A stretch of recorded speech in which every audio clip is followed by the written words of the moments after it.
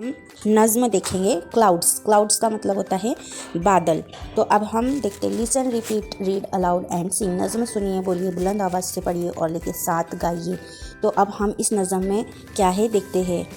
ठीक है, देखो। White ship on a blue hill, when the winds stop you all stand still, when the winds blow you walk away slow, white ship where do you go।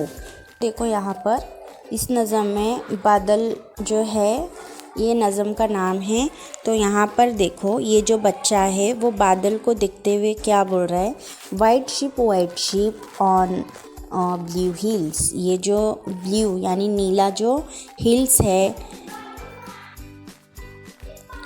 हिल का blue हिल यानी पहाड़ी इलाका है, इसको क्या बोलते हैं, हिल को पहाड़ी इलाका बोलते हैं। तो ये बच्चा जो है बोल रहा है ये जो ब्लू हिल्स है, यहाँ पर नीला जो पहाड़ी इलाका है, यहाँ पर ये वाइट शिप जो है, मेंढा वाइट शिप उसको बोलते हैं।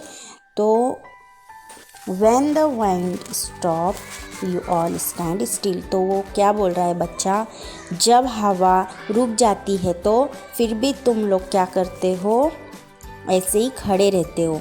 जब हवा रुकती है तो ये रुक जाते हैं।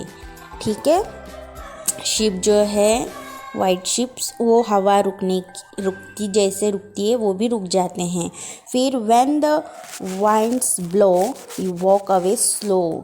फिर जब हवा बहुत ज़ोर से उड़ती है यानी चलती है तो वो क्या करते हैं, जो वाइट शिप होते हैं मेंढे, वो आहिस्ता से स्लो से चलने लगते हैं।